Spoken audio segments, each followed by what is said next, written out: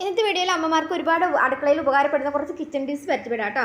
അപ്പോൾ നമ്മൾ ഈ ഒരു വാങ്ങുന്ന കിഴങ്ങുകൾ പെട്ടെന്ന് മുളച്ചങ്ങടെ മുള വന്ന് പോകൂലേ.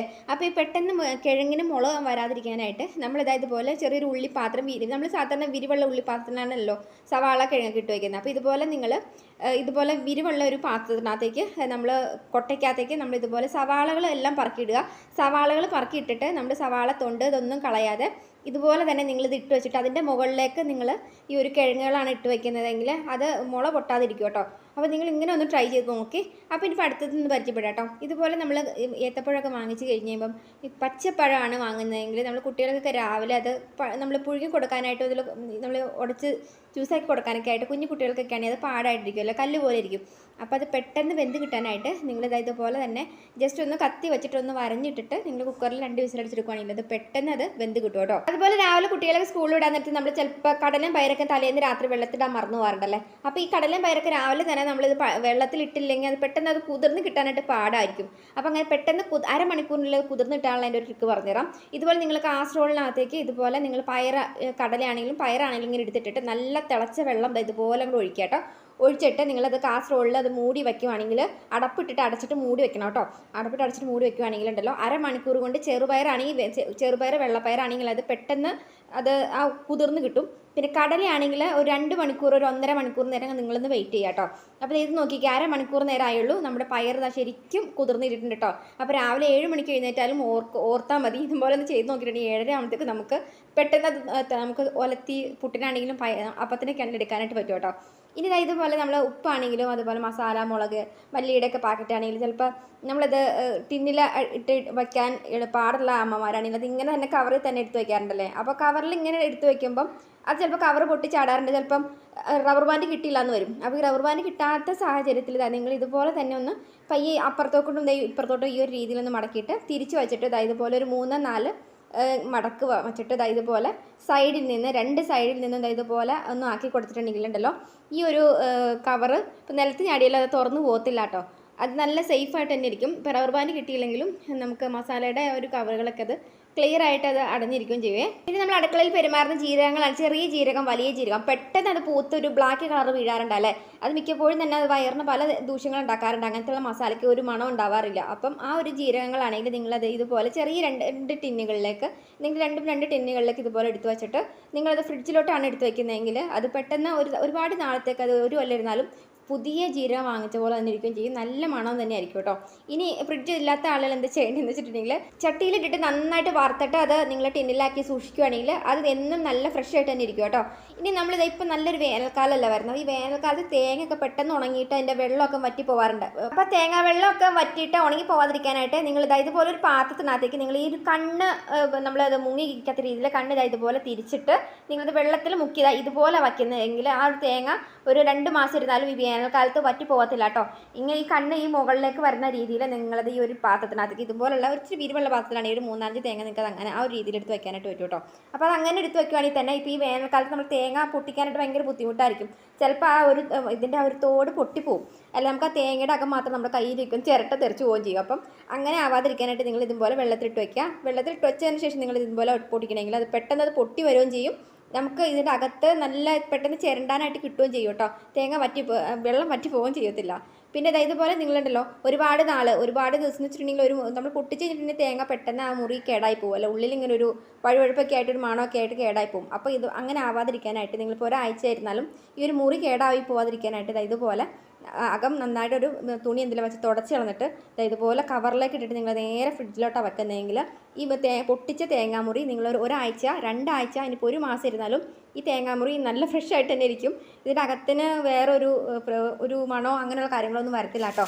ഇനി നമുക്കിത് ഇതുപോലെ നമ്മൾ ഈ സപ്ലൈകോയിൽ നിന്നൊക്കെ മുളകൊക്കെ വാങ്ങിച്ചിട്ട് നമുക്കത് ഒരുപാട് നാൾ സൂക്ഷിക്കാനായിട്ട് നമുക്ക് എന്താ ചെയ്യേണ്ടതെന്ന് വെച്ചിട്ടുണ്ടെങ്കിൽ പൂത്ത് പോകാതിരിക്കാനായിട്ട് ഇതുപോലെ നമ്മൾ കഴുകിയെടുക്കുക. ഉണക്കമുളക് നന്നായിട്ട് കഴുകി ഉണക്കിയെടുത്തതിന് ശേഷം ഇതുപോലെ നിങ്ങളൊരു കവറിലേക്ക് ഇട്ടിട്ട് നേരെ ഫ്രിഡ്ജിലാണ് എടുത്ത് വയ്ക്കുന്നതെങ്കിൽ നമ്മൾ ഇങ്ങനെ തോരനൊക്കെ വയ്ക്കാനായിട്ട് ആ ഒരു മുളക് ഇടിച്ച് പൊടിച്ച് വെക്കേണ്ട ആവശ്യം വരില്ല. ഇതുപോലെ നല്ല നല്ല ക്രിസ്പായിട്ട് തന്നെ ഫ്രഷ് ആയിട്ട് ഇരിക്കുകയും ചെയ്യും. അത്യാവശ്യത്തിന് നമുക്ക് ഇതുപോലെ എടുത്തിട്ട് ജസ്റ്റ് ഒന്ന് കൈ കൊണ്ട് ഒന്നിങ്ങനെ പൊടിച്ചിട്ടാൽ മതി. നല്ല ക്രിസ്പായിട്ട് തന്നെ പൊടിഞ്ഞ് അത് ചാടുകയും ചെയ്യും കേട്ടോ. അപ്പോൾ തോരൻ വയ്ക്കാനാണെങ്കിലും കൂട്ടം തളിക്കാനാണെങ്കിലും നിങ്ങൾക്ക് ആ ഒരു രീതിയിൽ തന്നെ ഫ്രഷ് ആയിട്ട് ഉണക്കമുളക് സൂക്ഷിക്കാനായിട്ട് പറ്റുമേ.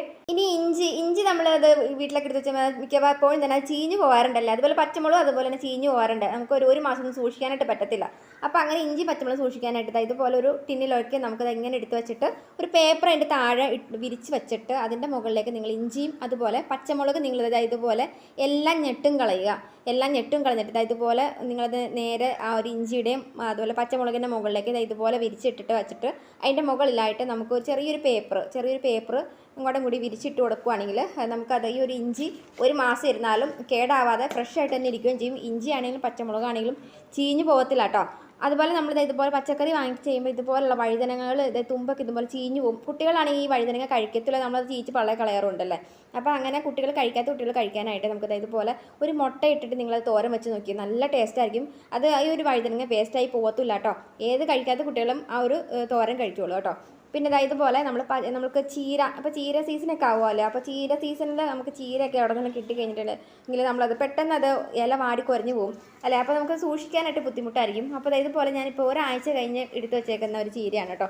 ഇതെങ്ങനെ സൂക്ഷിച്ച് കഴിഞ്ഞിട്ടുണ്ടെങ്കിൽ ഇതുപോലെ ഒരു പേപ്പറിൽ ഞാൻ ഇതുപോലെ അങ്ങനെ പൊതിഞ്ഞ് വെച്ചിട്ട് നമ്മളുണ്ടല്ലോ ഒരു സെമി കവറിൻ്റെ അകത്തേക്ക് നമുക്ക് ഇതുപോലെ തന്നെ കുഴലാക്കി ഒന്ന് പൊതിഞ്ഞിട്ട് പേപ്പറിൽ പൊതിഞ്ഞിട്ട് ഇതുപോലെ കെട്ടിയിട്ട് ആണ് നിങ്ങൾ ഫ്രിഡ്ജിലെടുത്ത് വെക്കുന്നതെങ്കിൽ ഈ ഒരു ചീര ഒരു മാസം ഇരുന്നാലും ലീഫ് ഫ്രഷ് ആയിട്ട് തന്നെ ഇരിക്കും കേട്ടോ. അതുപോലെ നമ്മൾ ഈ മല്ലിയില പുതിനയിലേക്കും ഒരു മാസമൊക്കെ നമുക്ക് നല്ല ഫ്രഷ് ആയിട്ട് ലീഫ് ഇരിക്കാനായിട്ട് എന്താ ചെയ്യേണ്ടതെന്ന് വെച്ചിട്ടുണ്ടെങ്കിൽ നമ്മൾ ഇതുപോലെ ഈ ഒരു പുതിനയിലല്ല മല്ലിയിലയുടെ ഈ ഒരു വേരിൻ്റെ ഒരു ഭാഗം നന്നായിട്ട് അതങ്ങോട്ട് കട്ട് ചെയ്തെടുത്തിട്ട് നമുക്ക് ആ ഒരു വേരിൻ്റെ ഭാഗം നട്ടു കൊടുക്കാം കേട്ടോ. ചില സ്ഥലങ്ങളിലൊക്കെ ആണെങ്കിൽ ഇതിൻ്റെ വേര് ശരിക്കും പിടിച്ചു വരും.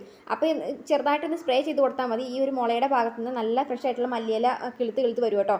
അപ്പോൾ ഇതുപോലെ ഒരു ചില്ലിൻ്റെ ഒരു പാത്രത്തിനകത്തേക്ക് ഒരു പ്ലാസ്റ്റിക്കിൻ്റെ കുപ്പിയിലൊക്കെ ഇതുപോലെ കുറച്ച് വെള്ളം എടുത്ത് വെച്ചിട്ട് ഇതുപോലെ നിങ്ങൾ ഇട്ട് വയ്ക്കുകയാണെങ്കിൽ ഒരുപാട് നമുക്ക് ചില ഫ്രിഡ്ജുകളിൽ ഈ ഇല ചെറിയൊരു വാടൽ വരും കേട്ടോ. കാരണം ഒരു ഫ്രിഡ്ജിൻ്റെ കൂളിങ്ങിൻ്റെ ഇതനുസരിച്ചിരിക്കും. കൂളിംഗ് കുറവുള്ള ഫ്രിഡ്ജാണെങ്കിൽ മല്ലിയിലയ്ക്ക് ചെറിയൊരു വാട്ടം ഉണ്ടാവും, എന്നാലും അത് കരിഞ്ഞു പോകത്തില്ല.